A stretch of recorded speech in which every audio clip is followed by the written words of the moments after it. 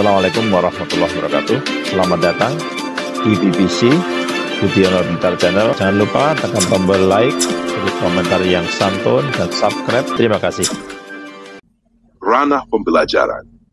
Ranah pembelajaran terdiri dari 3 aspek utama: pengetahuan, knowledge, keterampilan, skills, dan afektif sikap.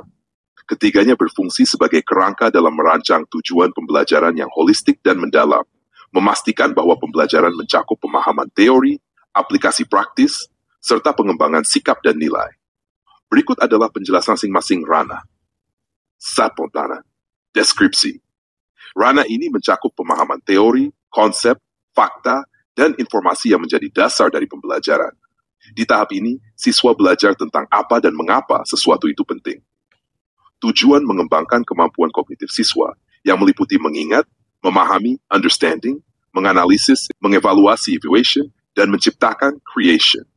Contoh, dalam pelajaran biologi, siswa mempelajari sistem pencernaan manusia, nama organ, dan fungsi masing-masing organ. 2. Ranah keterampilan skills, deskripsi. Ranah ini mencakup kemampuan praktis dan prosedural yang memungkinkan siswa menerapkan pengetahuan dalam berbagai situasi. Siswa belajar bagaimana menerapkan apa yang sudah mereka pelajari. Tujuan: mengembangkan kemampuan psikomotorik teknis, termasuk kemampuan menyelesaikan tugas, keterampilan teknis, motorik, serta keterampilan berpikir kritis dan pemecahan masalah.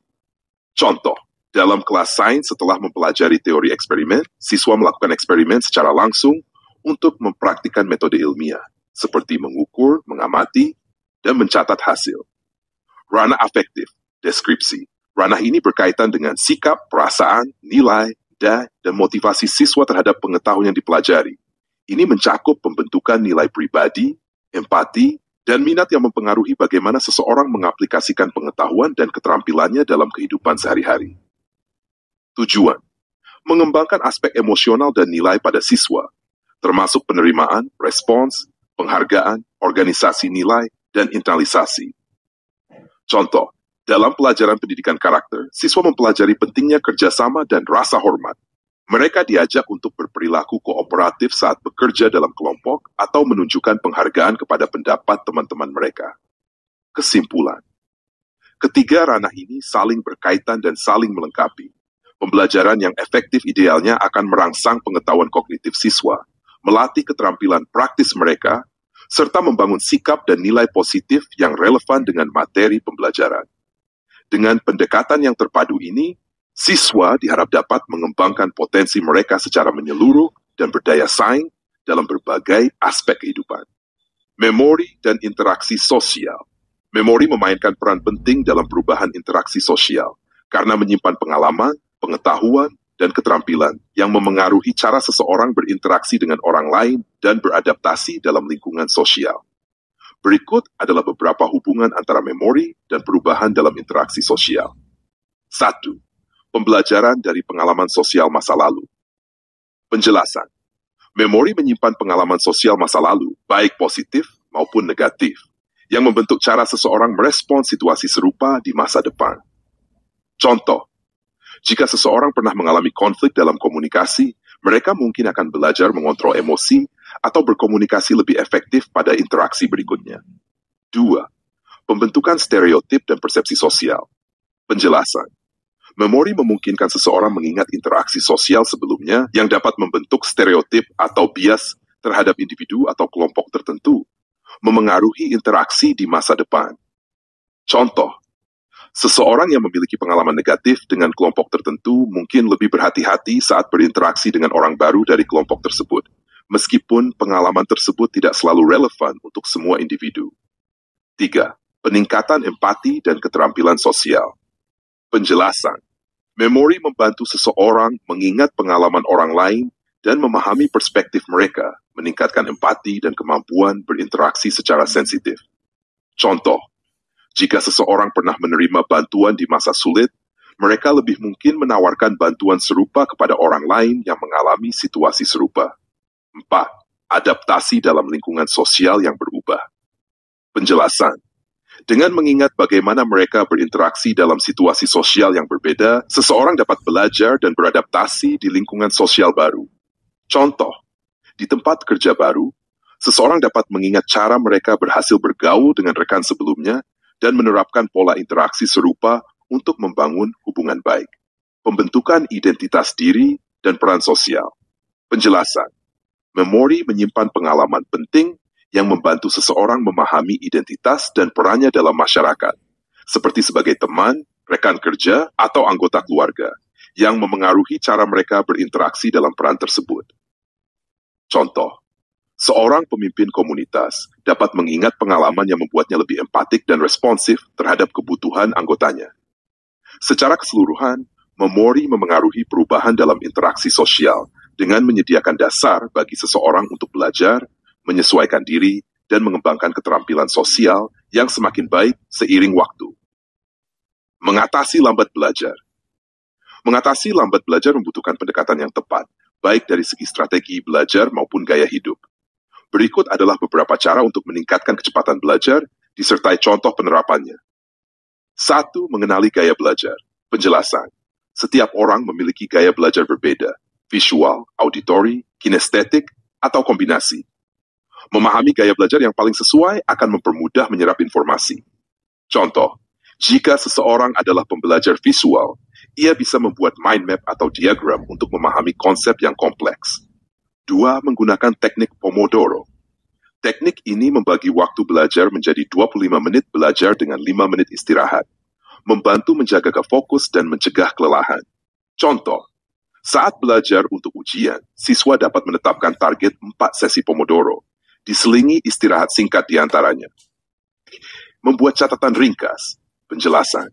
Membuat catatan singkat dan terstruktur membantu otak fokus pada inti materi, sehingga lebih mudah diingat. Contoh, saat belajar sejarah, buatlah catatan berupa poin-poin utama atau garis waktu, agar informasi mudah dipahami. Teknik pengulangan berkala terbukti meningkatkan daya ingat jangka panjang, karena membantu otak membangun koneksi dengan informasi baru. Contoh, gunakan kartu flash atau aplikasi seperti Anki untuk mengulang informasi penting setiap beberapa hari. 5. Berlatih dengan soal atau latihan praktik. Penjelasan. Dengan mempraktikkan materi dalam bentuk soal atau latihan, otak lebih cepat memahami dan menyimpan informasi. Contoh, jika sedang belajar matematika, lakukan soal latihan setelah setiap topik untuk memperkuat pemahaman. 6. Menjaga pola hidup sehat. Penjelasan. Tidur cukup, makan makanan bergizi, dan olahraga teratur dapat membantu otak bekerja lebih efektif. Contoh, tidur minimal 7-8 jam setiap malam sebelum ujian, agar otak dapat mengolah dan mengingat materi lebih baik. 7. Mengajarkan kembali materi kepada orang lain. Mengajarkan materi yang sudah dipelajari membantu memperkuat pemahaman, karena mendorong berpikir lebih mendalam. Contoh, setelah belajar teori sains, siswa dapat mencoba menjelaskan konsep-konsep tersebut kepada teman atau keluarga. Dengan mencoba beberapa strategi ini dan memilih yang paling efektif, seseorang dapat meningkatkan kecepatan belajarnya. Ranah pembelajaran. Ranah pembelajaran terdiri dari 3 aspek utama: pengetahuan, knowledge, keterampilan, skills, dan afektif sikap. Ketiganya berfungsi sebagai kerangka dalam merancang tujuan pembelajaran yang holistik dan mendalam, memastikan bahwa pembelajaran mencakup pemahaman teori, aplikasi praktis, serta pengembangan sikap dan nilai. Berikut adalah penjelasan masing-masing ranah. Spontanan. Deskripsi. Ranah ini mencakup pemahaman teori, konsep, fakta, dan informasi yang menjadi dasar dari pembelajaran. Di tahap ini, siswa belajar tentang apa dan mengapa sesuatu itu penting.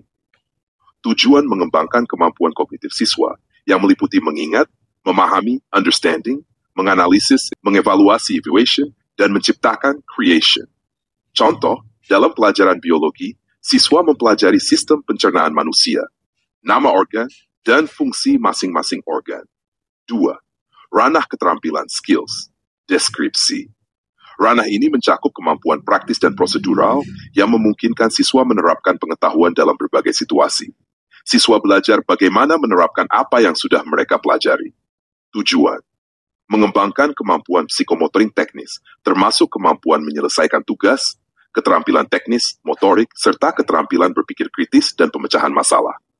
Contoh, dalam kelas sains setelah mempelajari teori eksperimen, siswa melakukan eksperimen secara langsung untuk mempraktikkan metode ilmiah, seperti mengukur, mengamati, dan mencatat hasil. Ranah afektif, deskripsi. Ranah ini berkaitan dengan sikap, perasaan, nilai, dan motivasi siswa terhadap pengetahuan yang dipelajari. Ini mencakup pembentukan nilai pribadi, empati, dan minat yang mempengaruhi bagaimana seseorang mengaplikasikan pengetahuan dan keterampilannya dalam kehidupan sehari-hari. Tujuan: mengembangkan aspek emosional dan nilai pada siswa, termasuk penerimaan, respons, penghargaan, organisasi nilai, dan internalisasi. Contoh, dalam pelajaran pendidikan karakter, siswa mempelajari pentingnya kerjasama dan rasa hormat. Mereka diajak untuk berperilaku kooperatif saat bekerja dalam kelompok atau menunjukkan penghargaan kepada pendapat teman-teman mereka. Kesimpulan: ketiga ranah ini saling berkaitan dan saling melengkapi. Pembelajaran yang efektif idealnya akan merangsang pengetahuan kognitif siswa, melatih keterampilan praktis mereka, serta membangun sikap dan nilai positif yang relevan dengan materi pembelajaran. Dengan pendekatan yang terpadu ini, siswa diharap dapat mengembangkan potensi mereka secara menyeluruh dan berdaya saing dalam berbagai aspek kehidupan. Teman-teman, terima kasih telah menonton video ini. Semoga bermanfaat bagi kita semuanya. Amin, amin, ya rabbal alamin. Ini kita akhiri. Wassalamualaikum warahmatullahi wabarakatuh.